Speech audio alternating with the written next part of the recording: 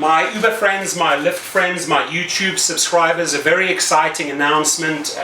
We will be launching together, Alex from businessrocket.com and myself, the Rideshare Professor, a course designed for you on all the different moving parts of starting your own fleet company. Let's say, for argument's sake, you want to start off with about 5 vehicles, right? 3 to 5 vehicles. So today, the reason for my visit was to let Alex explain what he really does for me each time I add a driver, right? Each time I add a new car to my fleet, I turn to this gentleman who then takes care of that.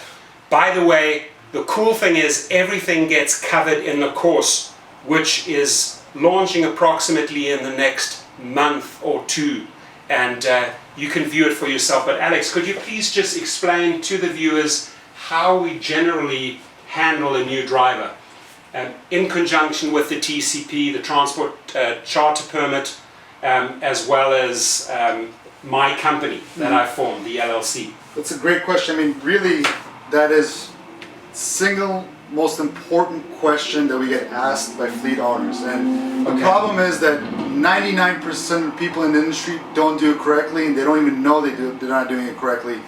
And not a lot of people check, but the problem is when something bad happens, like your driver gets into an accident or your driver files a claim against you, there's some sort of issue, this is the number one thing that pops up. And being that you're in California and you're a fleet owner, you're always wrong.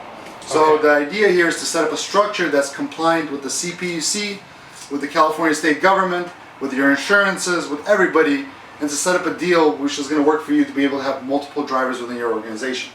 So the way it kind of works is that first we have our TCP, which is issued by the PUC. This is a government agency that gives you a license to be able to have people inside your vehicle and for you to make money off those people. If you're just driving Uber, that doesn't really count, because Uber is the one that supplies you with the call. Correct. This is for your own private clients. Doesn't matter what kind of car you're driving, you need a TCP if people are in your car and they're your private client. So then we have your fleet, your company. And now, as we all want and dream one day, multiple drivers.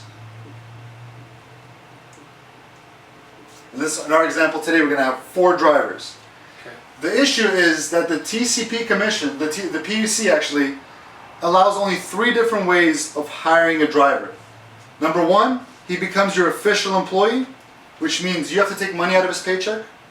You have to pay workers' compensation for him. Right. And that's the biggest problem. Workers' compensation is considered a high-risk business insurance because you're in the driving game.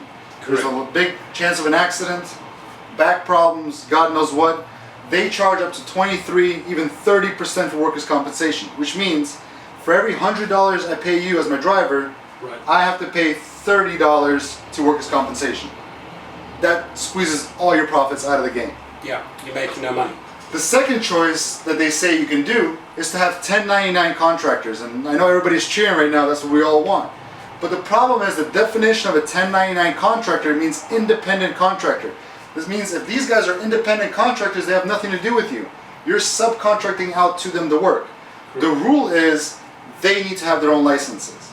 And it's very, very unrealistic for your drivers to go through the whole process of a TCP. It's kind of extensive, it's expensive. You went through it, they're definitely not going to be going through it.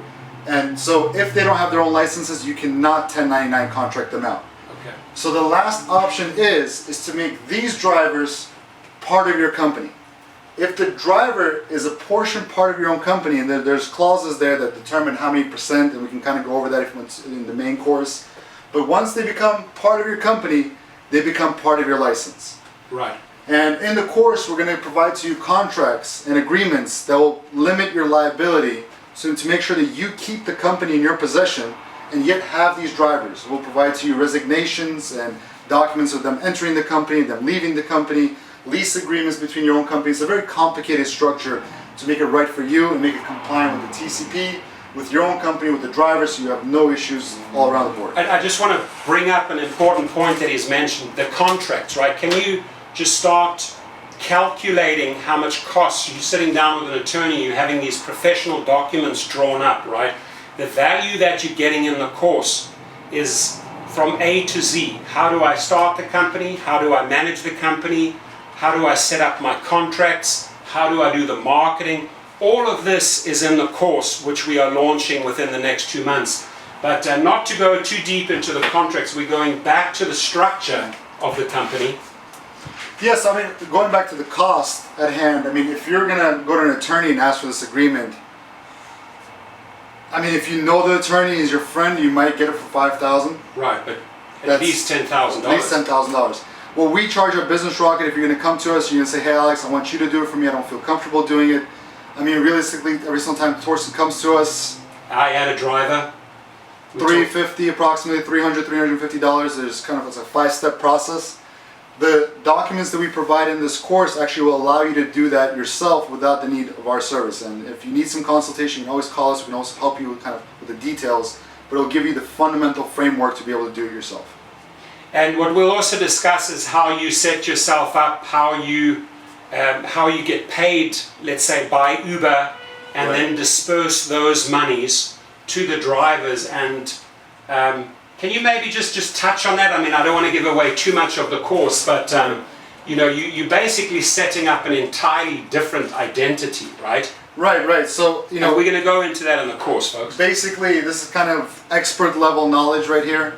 You know, even if you have all these contracts out there and you have the most amazing, you know, say the best attorney in the world that drafted these agreements for you, there's still a small risk that the workers' compensation insurance board is going to come after you, and they're going to say, well, we don't care what agreements you have.